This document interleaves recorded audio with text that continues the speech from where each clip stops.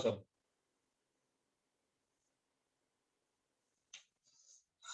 आपको ये पता चल गया resistance is equal to what, rho L by ए।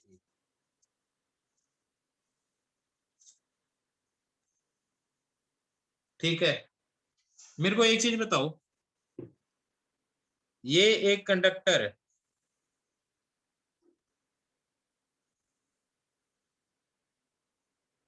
इसमें इलेक्ट्रॉन्स इस डायरेक्शन में जा रहे हैं, डायरेक्शन ऑफ करंट बताओ, फर्स्ट या सेकंड? डायरेक्शन ऑफ करंट बताओ, फर्स्ट। क्योंकि हम करंट की डायरेक्शन कौन सी मानते हैं हमेशा? करंट की कौन सी डायरेक्शन मानते हैं? कई लोग कहते हैं कि जिस डायरेक्शन के अंदर पॉजिटिव चार्ज मूव करता उसे हम डायरेक्शन ऑफ करंट बोलते हैं। हाँ या ना? यही सुना है ना तुमने कि जिस डायरेक्शन में पॉजिटिव चार्ज मूव करता उस डायरेक्शन को करंट बोलते हैं। आज से उस डेफिनेशन को भूल जाओ। आपको याद रखना है जिस डायरेक्शन में इलेक्ट्रिक फील्ड होगी ना उसी डायरेक्शन में करंट मानेंगे। Conventional current of is in the direction of electric field. तो पॉजिटिव चार्ज होते तो इलेक्ट्रिक फील्ड की डायरेक्शन नहीं चलते। तो लिखो direction of current.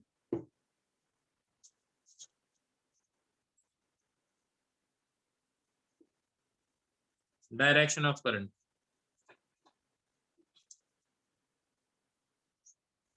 It is in the direction of electric field in the conductor. बिल्कुल अनुपम, यही बात थी। लिखो direction of current, it is in the direction of electric field in the conductor. Current is always in the direction of electric field. बात समझ में आई या नहीं? It is always in direction of electric field. क्या बात समझ में आ गई? क्या बात समझ में आ गई? तो अच्छी तरह से सबको अच्छी तरह से बात समझ में आ गई? ठीक है,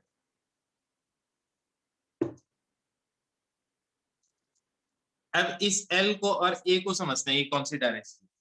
ठीक है, L और A को, वो एक ही बात है, वो इलेक्ट्रिक फील्ड वाली वही कॉन्सेप्ट है जो तुम लिख रहे हो। देखो अब इस L और A का मतलब समझते हैं।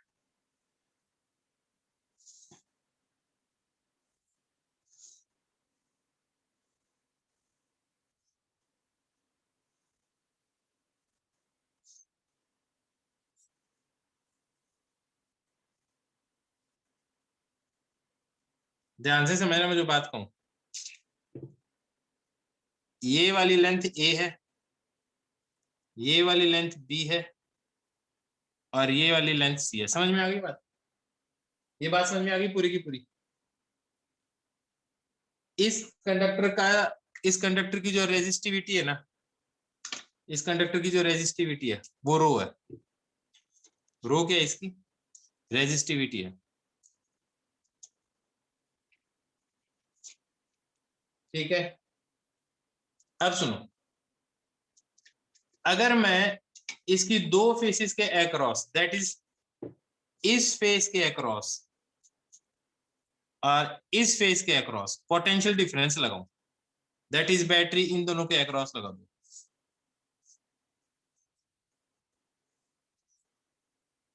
तो इसका रेजिस्टेंस क्या होगा? तो एक चीज सोचो, अगर तुम ऐसे लगाओगे तो इसके अंदर जो करंट की डायरेक्शन होगी वो ये वाली होगी। करंट की डायरेक्शन, करंट की डायरेक्शन ये होगी, हाँ या ना? तो यहाँ पे ये जो L है ना, this is in the direction of current. ये लेंथ है, ये लेंथ कौन सी लेनी है? जिसके अलोंग करंट चलेगा। क्या बात समझ में आई है? क्या बात समझ में आ गई? और एरिया क्या है? एरिया आपको वो वाले लेना जिसके थ्रू करंट जा रहा है, दैट इज एरिया आपको ये लेना जिसके थ्रू करंट जा रहा है। क्या बात समझ में आ गई? ये एरिया लेना जिसके थ्रू करंट जा रहा है, आया ना। तो इस केस में जो रेजिस्टेंस होगा वो किसके बराबर होगा, रेजिस्टिविटी। लेंथ कौन सी आएगी, ए आएगी, और एरिया कौन सा आएगा, बी इंटू सी, ये वाला एरिया आ जाएगा। बेटा ये बात सबको समझ में आ गई, क्या ये बात सबको समझ में आ गई एकदम अच्छी तरह से, ठीक है।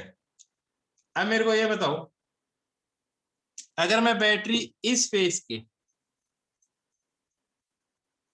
और नीचे वाले फेस के क्रॉस लगा देता, बैटरी इन दोनों फेसेस के अक्रॉस लगा देता, तो रेजिस्टेंस कितना आता, अब बताओ रेजिस्टेंस कितना आता। अब आपका करंट इस डायरेक्शन में आता, तो लेंथ क्या हो जाती है आपकी बी, तो रो बी बाय, बेटा इस फेस के अक्रॉस और इस फेस के लगाता तो करंट यूं चलता ना, बैटरी अगर दोनों के अक्रॉस लगाता तो करंट जिस डायरेक्शन में वो लेंथ बी होगी, और एरिया ऑफ क्रॉस सेक्शन क्या होता है आपका, इस केस में एरिया ऑफ क्रॉस सेक्शन ही होता है जिसके थ्रू करंट जाता है। क्या ये बात समझ में आई है नहीं, तो ये कितना आ जाता, ए इंटू सी, आया ना। मेरे हिसाब से तुम्हें लॉजिक समझ में आ गया, इस रेजिस्टेंस में ये एल क्या है और ए क्या है, ये बात तुम्हें समझ में आ गई अच्छी तरह से। भैया जिसके अक्रॉस बैटरी लगाओगे, जिसके अक्रॉस बैटरी लगाओगे वो पता चल जाएगा करंट किधर लगाएगा। अगर आप इन दोनों के अक्रॉस बैटरी लगाओगे तो करंट यूं जाएगा, इन दोनों के अक्रॉस आओगे तो करंट यूं जाए, नीचे से ऊपर ले जाओगे तो भी तो ये आएगा, भले करंट यूं हो या यूं हो, बात तो एक ही है, क्या फर्क पड़ता है उससे।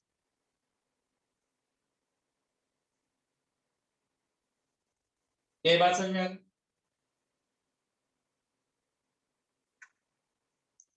अब बताना मेरे को,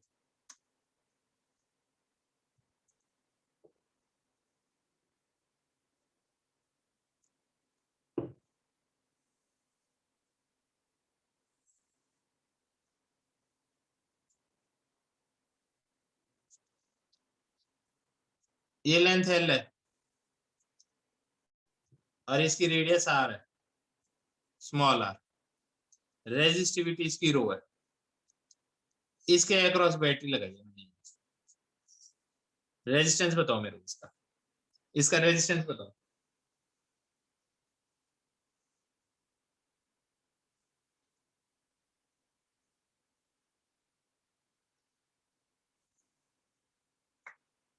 बिल्कुल सही बात है, एल मतलब जिसके अलोंग करंट जाएगा, तो इस केस में जो करंट जाएगा वो इस डायरेक्शन में जाएगा, इस केस में करंट इस डायरेक्शन में जाएगा, हाँ या ना। अगर इस केस में करंट इस डायरेक्शन में जाएगा तो एक चीज समझ लो, तो रेजिस्टेंस का फॉर्मूला क्या है, रेजिस्टिविटी, एल क्या आएगा, एल ही आ जाएगा, और ए क्या आ जाएगा, pi R square, area of cross section. बहुत बढ़िया। एक और क्वेश्चन, एकदम बेसिक से चला रहा हूँ तुम्हें।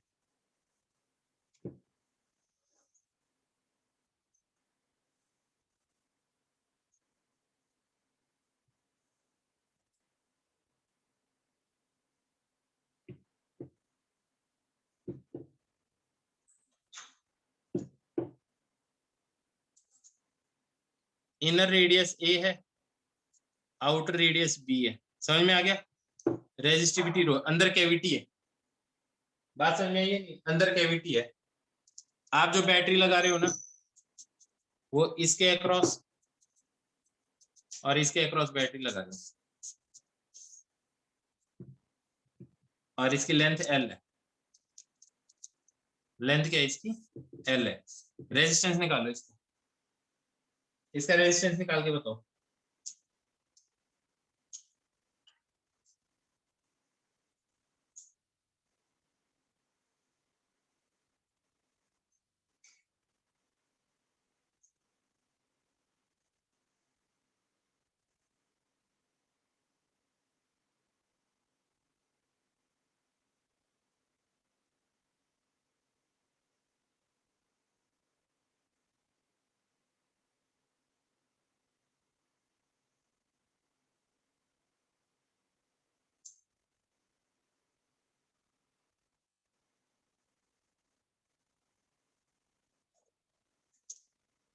देखो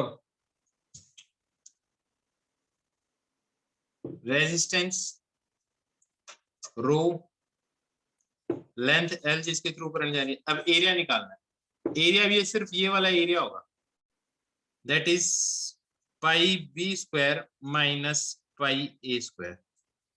तो आपको एरिया वही लेना है जिसके थ्रू करंट जाना है, आपको वो एरिया कभी नहीं लेना जिसके थ्रू करंट नहीं जाना। बात समझ में ही नहीं है।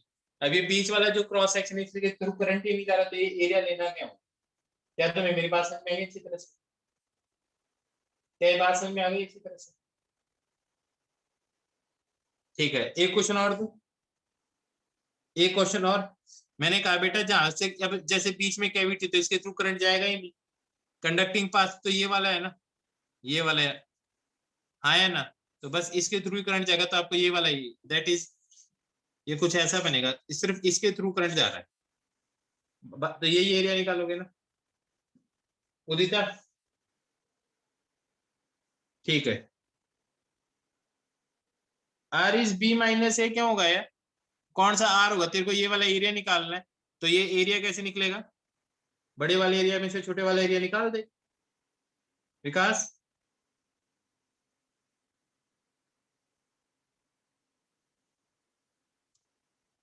ठीक है, एक और क्वेश्चन देख।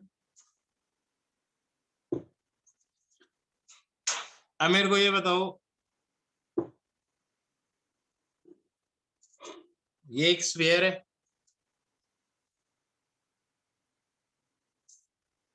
और ये आउटर स्फीयर है,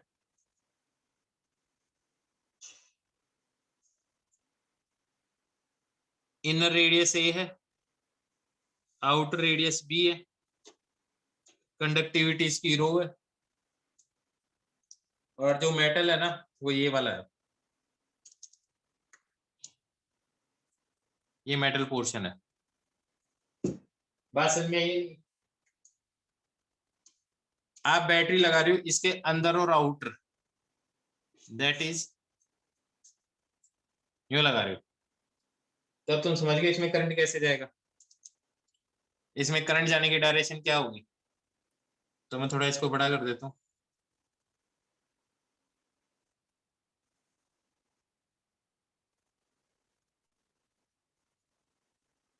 ये ए है, ये बी है। अब इसमें करंट यूं जाएगा आउटवर्ड, ऐसे समझ में आ रही है बात? आउटवर्ड जाएगा इनवर्ड आएगा, हाँ या ना? एक बार इसको सॉल्व करने की कोशिश करोगे?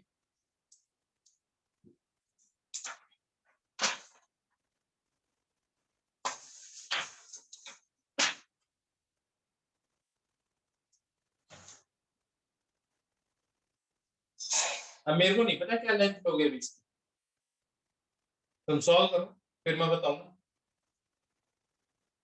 एक अटेम्प्ट तो तुम्हारा भी बनता है।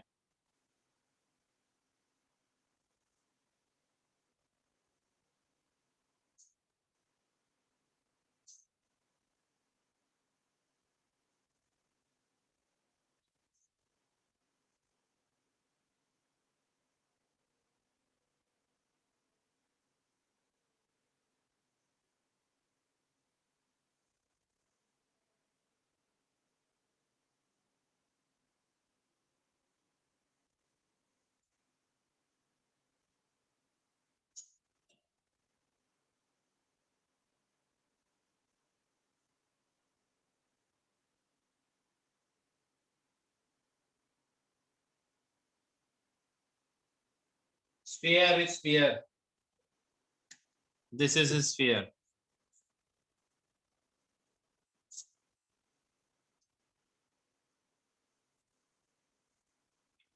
देखो मैं बताऊं, मैं बताऊं।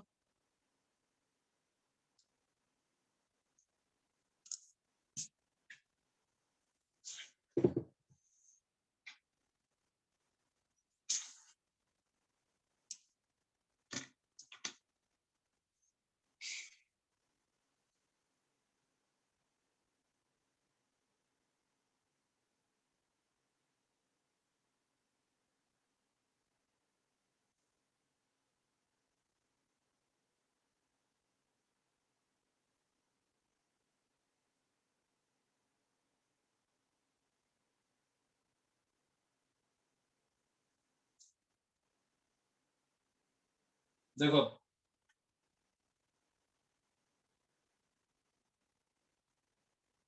आप क्या करो, इसमें एक प्रॉब्लम है क्वेश्चन, मतलब क्वेश्चन सही है, तुम्हें सॉल्व करने में एक प्रॉब्लम है। अगर आप यहाँ पे आओगे,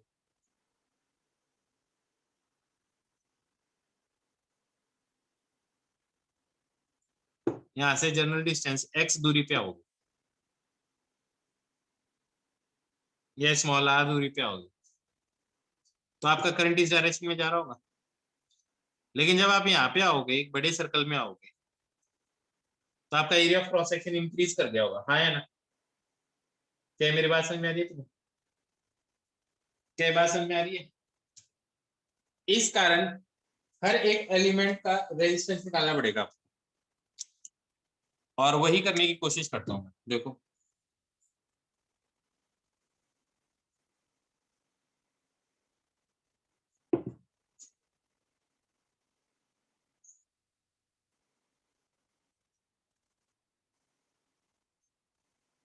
अब देखो, अगर ये डिस्टेंस आर है, स्मॉल आर है, तो यहाँ से थोड़ा सा और चलोगे तो कितना चलोगे?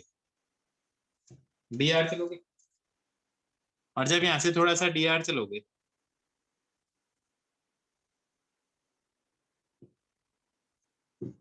तो ये सरफेस एरिया कितना आएगा? तो स्मॉल रेजिस्टेंस आएगा डी आर, स्मॉल रेजिस्टेंस आ जाएगा डी आर। डी आर किसके बराबर आ जाएगा? रो। लेंथ कितनी आएगी जिसके थ्रू करंट जा रहा है इस छोटे से एलिमेंट के लिए? लेंथ क्या आएगी? डी आर ही आएगी। और एरिया क्या आएगा? 4 पाई r स्क्वायर, हाँ या ना?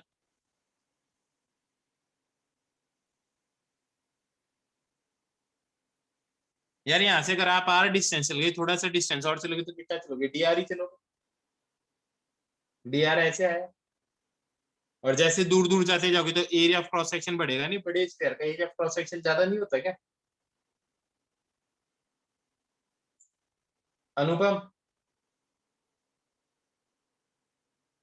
डी आर ऐसे है यार, आर डिस्टेंस चले, थोड़ा सा डी आर चले, इस छोटे से एलिमेंट का आप रेजिस्टेंस निकालना चाहते हो, तो इसके थ्रू करंट तो यूं जा रहा है, तो लेंथ क्या होगी? डी आर, और इसका एरिया ऑफ क्रॉस सेक्शन क्या है? 4 पाई r स्क्वायर।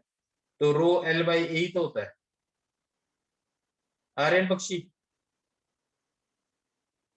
अभी भी नहीं बात समझे?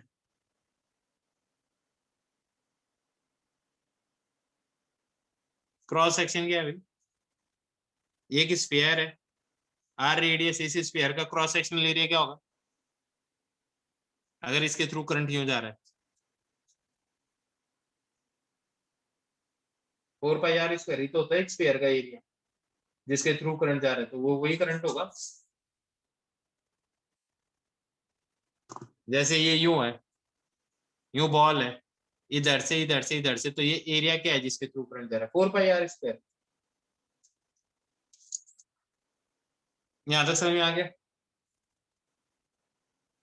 यार L equal to D R K, अगर मान ले एक छोटा सा ऐसे सेक्शन ले तू, एक बॉल है एकदम, अगर इसमें से यूं करंट जाएगा तो लेंथ क्या लेगा? तो ये वाली लेंथ ही लेगा ना जिसके थ्रू करंट जा रहा है।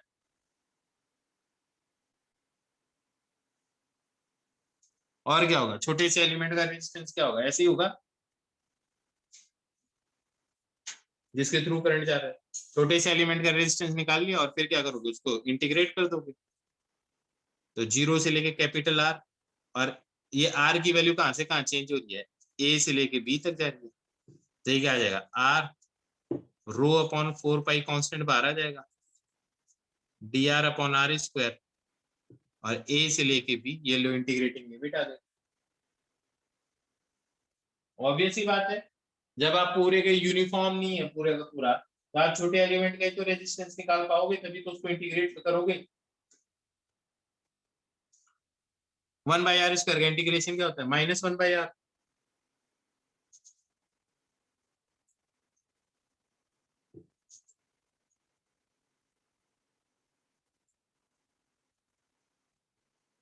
मेरे हिसाब से आंसर आ जाएगा।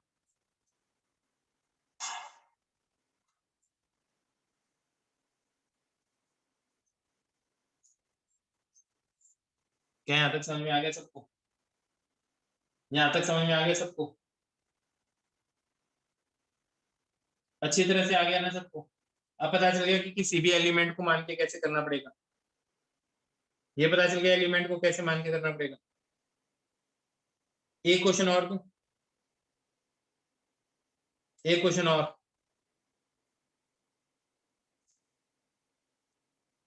लिख लो, लिख लो, साथ में एक क्वेश्चन और दे देता हूं।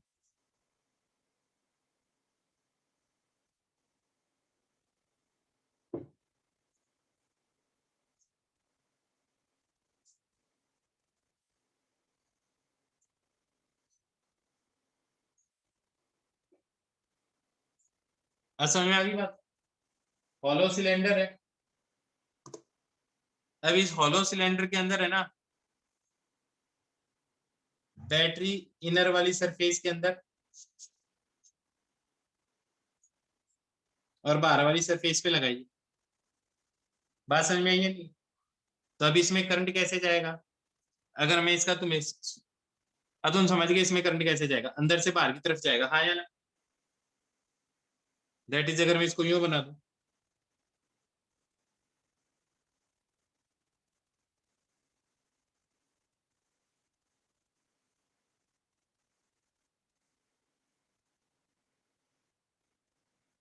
तो इस बार इसमें करंट यूं जा रहा होगा, हाँ या ना?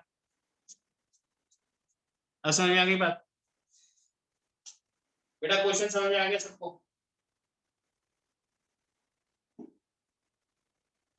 क्वेश्चन समझ में आ गया? मैंने कहा कि ऐसे सिलेंडर है, अंदर वाली सरफेस और बाहर वाली सरफेस के अक्रॉस पोटेंशियल डिफरेंस लगाए।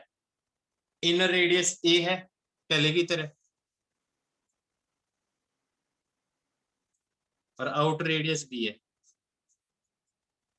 रेजिस्टिविटी रो है, और इसकी लेंथ है। रेजिस्टेंस बताओ इसका।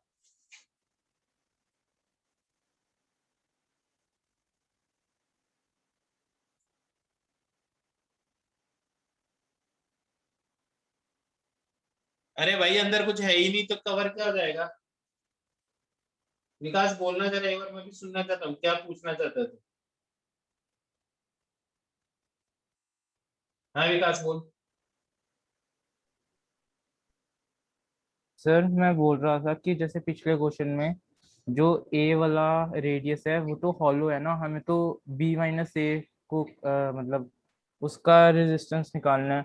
तो मतलब उसका अब हमने इंटीग्रेशन ए से बी तक का किया है, तो ए का जो हॉलो एरिया मतलब हॉलो में जो होगा वो भी तो कवर हो जाएगा ना।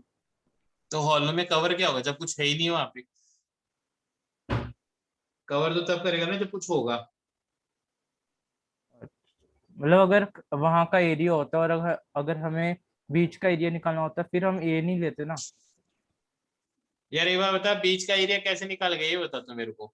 तो किसी भी छोटे से एलिमेंट का ही ले सकता है, अगर तू यहाँ से लेके यहाँ तक का पूरा एरिया कैसे ले सकता है ये बता मेरे को पहले। एक सर छोटे से एक एलिमेंट का रेजिस्टेंस लेगा और फिर उसको इंटीग्रेट करेगा। मतलब ए के सरफेस से लेके अगर बी तक का निकालना हो और हाँ, एक मतलब ए मतलब एरिया हो हॉलो नहीं हो, तो मतलब हम बी माइनस ए करके फिर निकालेंगे कर ही ना। नहीं पाएगा। 1/a की वैल्यू 0 आ जाएगी, ये चीज इन्फिनिटी आ जाएगी। जानबूझ के नहीं किया मैंने ऐसा। अच्छा सर यही डाउट था बस। जानबूझ के नहीं किया ना, अगर मैं कर देता तो तू सॉल्व ही नहीं कर पाता, तेरे इंटीग्रेशन ही नहीं बनता इसका। और बोल। यही था सर बात। बस ठीक है तो। हाँ भाई, अब देखते हैं इसका क्या जवाब देते हो तुम।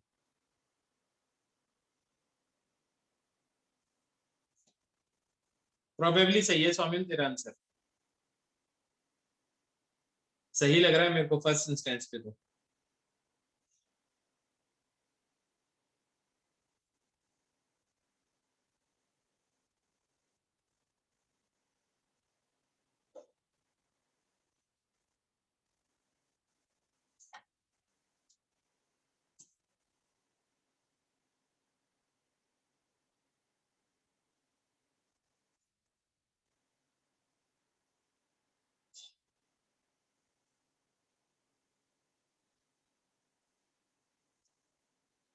बेटा पेपर तो इजी था, खतरनाक क्या था, पेपर तो सिंपल था।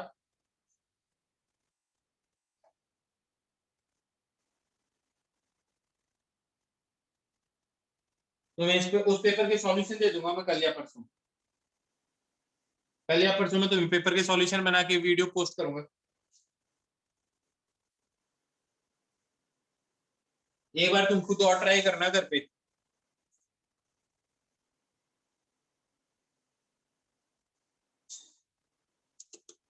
देखते हैं तुमने किस फॉर्म में दिए हैं आंसर। चलो मैं इसको सॉल्व करता हूँ।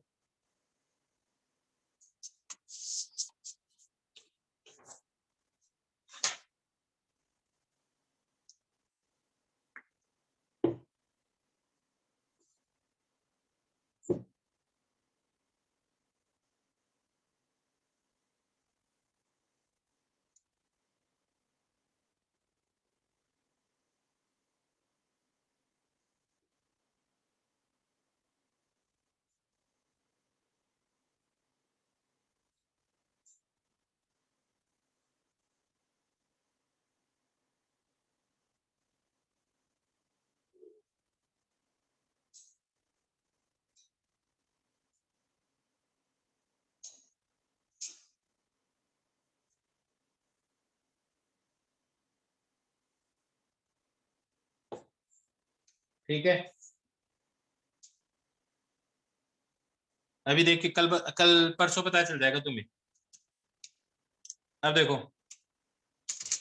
यहां से जब तुम आर डिस्टेंस आओगे तो तुम्हारा जो एरिया होगा वो इसके कॉरस्पॉन्डिंग होगा, हाँ या ना।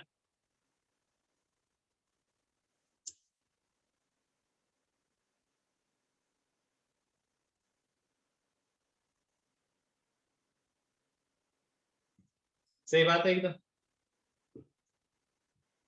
हल्का सा और चलोगे तो कितना चल जाओगे ये बताओ। इसके अलोंग चले जाओगे तो कितना चल जाओगे, हल्का सा और चलोगे तो डी आर चल जाओगे।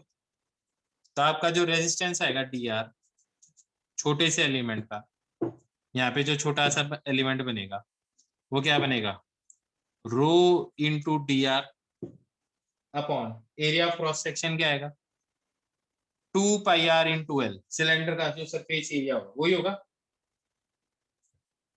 2 पाई आर इंटू एल। ये बताइए क्या ये बात सबको समझ में आ, क्या ये बात सबको समझ में आ गई अच्छी तरह से।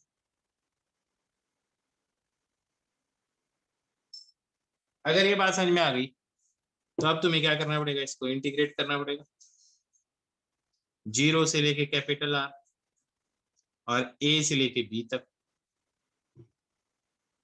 आर इंटीग्रेशन के बाहर क्या आ जाएगा, rho upon 2 pi L D R upon R और ए से लेके बी। 1/r का इंटीग्रेशन क्या होता है, L N rho upon 2 pi L log at the base e d by a।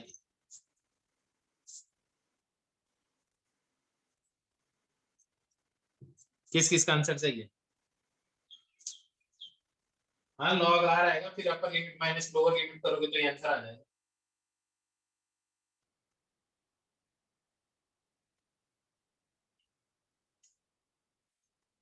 क्या ये कॉन्सेप्ट समझ में आ गया सब, क्या ये कॉन्सेप्ट समझ में आ गया। मैं चैप्टर तुम्हें बड़े खतरनाक तरीके से कराऊंगा, आराम से कराऊंगा, एकदम जबरदस्त तरीके से कराऊंगा, क्योंकि इसी का लॉजिक आपके हीट में भी लगता है। हीट में भी यही लॉजिक लगता है, ये रेजिस्टेंस निकालने वाला, कितनी हीट पार हो रही है, क्या टेम्परेचर है, बिल्कुल सेम लॉजिक है।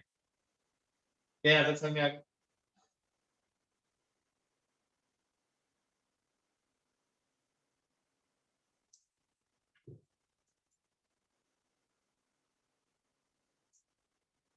1/r का डिफरेंशिएशन क्या होता है, यार मेरे को लग रहा है गलत हो गया ना, सही हुआ है, सही है। 1/r का इंटीग्रेशन लॉग आर है। क्रॉस सेक्शनल एरिया क्या होगा, जब तेरे को पता है इनर और आउटर सरफेस में तो करंट तो यूं ही फ्लो कर रहा होगा ना, तो ये एक छोटा सा ये ब्लू वाला एलिमेंट लिया है, आर चलेगा तो हल्का सा और चलेगा तो कितना चलेगा, डी आर ही चलेगा ना इसके अलावा। तो क्रॉस सेक्शनल एरिया देख लिया एक सिलेंडर का, आर डिस्टेंस के ऊपर जो बनेगा विकास।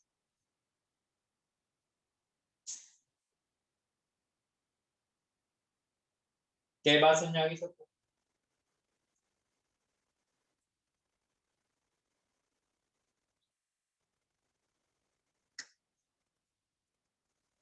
अब मेरे को ये बात बताओ,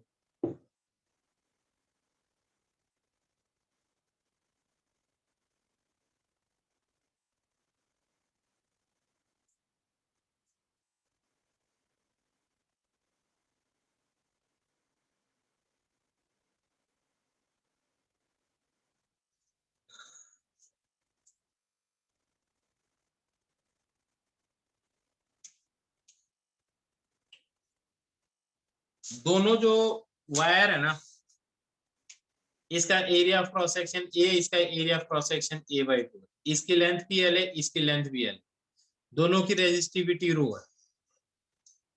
अगर इसके थ्रू अंदर आई करंट जा रहा है तो इसके थ्रू आई करंट बाहर आएगा। ये फर्स्ट है, ये सेकंड है। पहला ऑप्शन बताओ, वीडी करंट किस में ज्यादा होगा, फर्स्ट में या सेकंड में? करंट किस में ज्यादा होगा, फर्स्ट में ज्यादा होगा या सेकंड में ज्यादा होगा? स्वामी ने एकदम सही जवाब दिया, सेम ही होगा। यार अलग अलग हो कैसे सकता है?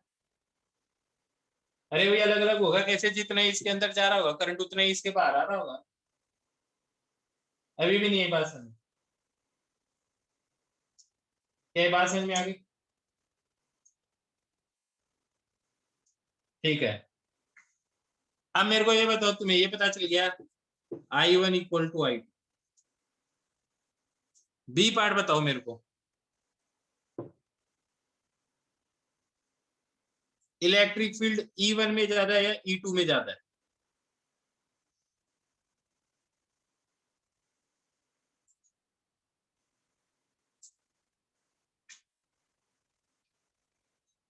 कौन सा सही होगा, फर्स्ट सेकंड या थर्ड?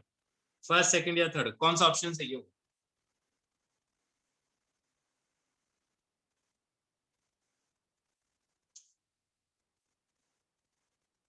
कुछ लोग बोल रहे हैं आंसर फर्स्ट है, कुछ बोल रहे हैं सेकंड है।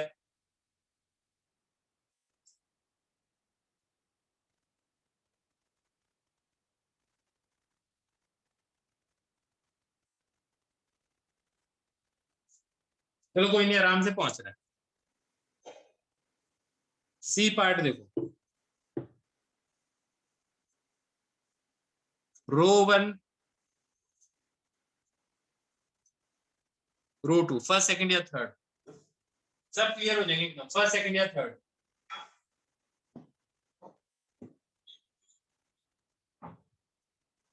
यार जब सेम ही मटेरियल है, सेम ही मटेरियल है तो रेजिस्टिविटी तो सेम ही होगी ना। जब रो ही सेम है दोनों का, ऊपर ही लिख रखा है ये रो इक्वल टू ये रो, कैसे लोग क्या करते हो यार तुम? ये ऊपर लिखा ही हुआ है, जब ये दोनों रो सेम है तो सेम ही चीज होगी।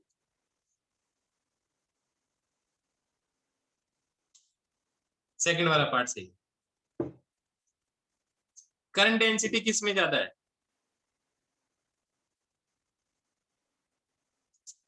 फर्स्ट सेकंड या थर्ड?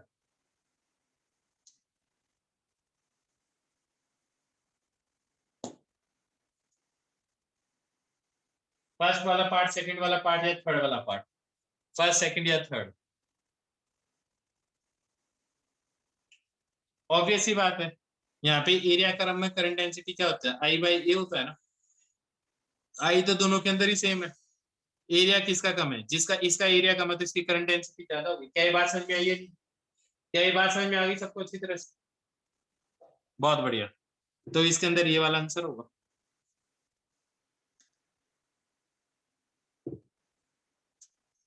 हाँ बताओ मेरे को, रो वन कौन सा सही है?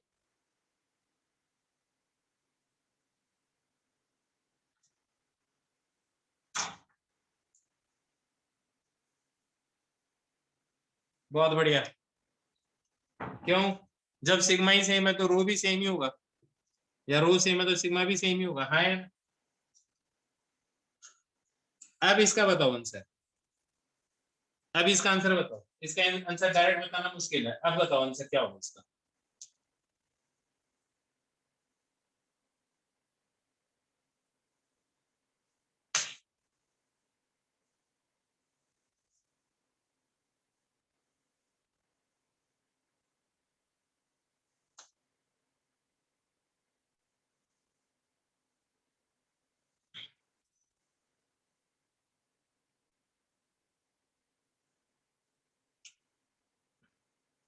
अब देखो, तुमने ये फॉर्मूला पढ़ा है, ये फॉर्मूला पढ़ा है तुमने, ये दोनों के लिए सेम है। It means J is proportional to E. J किसका ज्यादा है? करंट डेंसिटी किसकी ज्यादा है? करंट डेंसिटी सेकंड वाले की ज्यादा, तो इलेक्ट्रिक फील्ड भी सेकंड वाले की ज्यादा होगी ना, तो फर्स्ट वाला आ जाएगा आंसर। हाँ या ना? क्या ये बात समझ में आ गई सबको? तरीका समझ में आ रहा है तुम्हें? तरीका समझ में आ रहा है? फॉर्मूले कैसे यूज करने हैं, थोड़ा सा आइडिया दे रहा हूँ।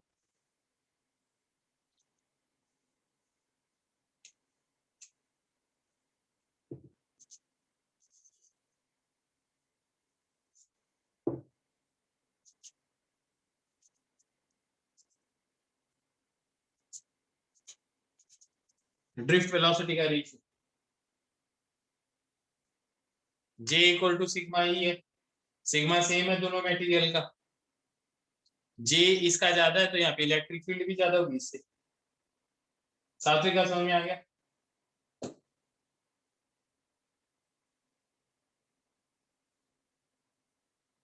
एफ वाला बताओ।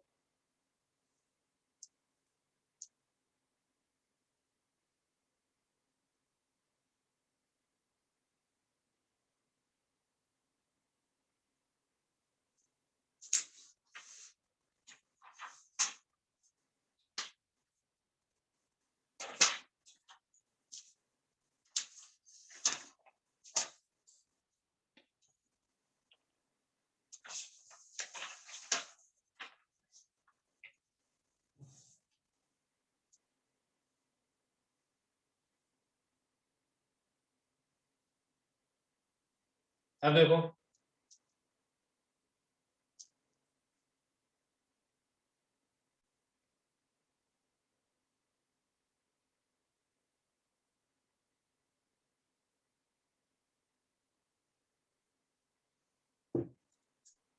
आई equal to A N E V D. I दोनों के लिए क्या है? सेम है, दोनों वायर्स में सेम ही करंट है। सेम मटेरियल है तो number of free charges per unit volume भी सेम है, चार्ज ऑन एन इलेक्ट्रॉन भी सेम है। तो मेरे हिसाब से V D is inversely proportional to A. हाँ या ना?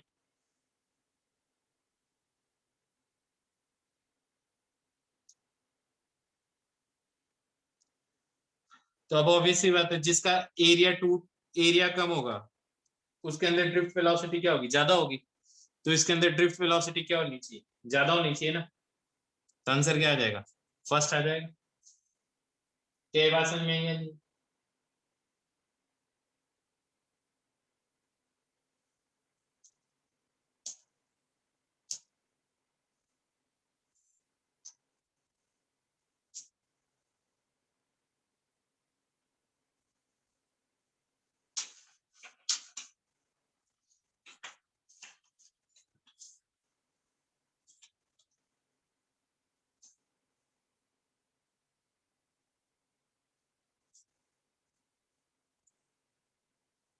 क्या ये बात समझ में आ गई सबको? शीट वन दिखाओ।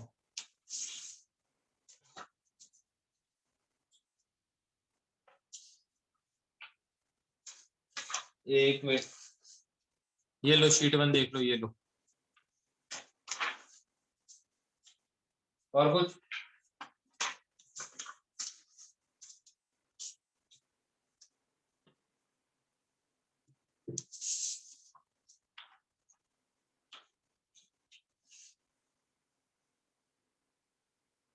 हाँ, हर सब्जेक्ट के आंसर मिल जाएंगे तुम्हें। अब ये बताओ, ये समझ में आ गया तुम्हें अच्छी तरह से? आज HCV के क्वेश्चन कर लो तुम थोड़े। बात समझ में आई है नहीं? क्या करना है आज? HCV के क्वेश्चन कर लो। मैं आज तुम्हें कुछ होमवर्क भेज रहा हूँ, ठीक है? कुछ होमवर्क भेज रहा हूँ आज मैं तुम्हें। आज जो पढ़ाया वो समझ में आ गया तुम्हें अच्छे तरीके से? बिल्कुल प्रदीप के क्वेश्चन करो, ठीक है एकदम। आज जो पढ़ाया वो समझ में आ गया ना अच्छी तरह से?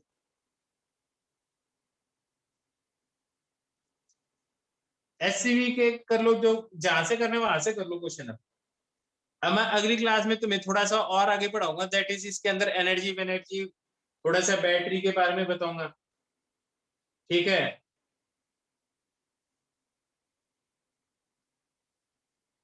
हाँ, पता चल गया मेरे को, मोक्ष पता चल गया था। ठीक है बच्चों, ओके, बाय बाय।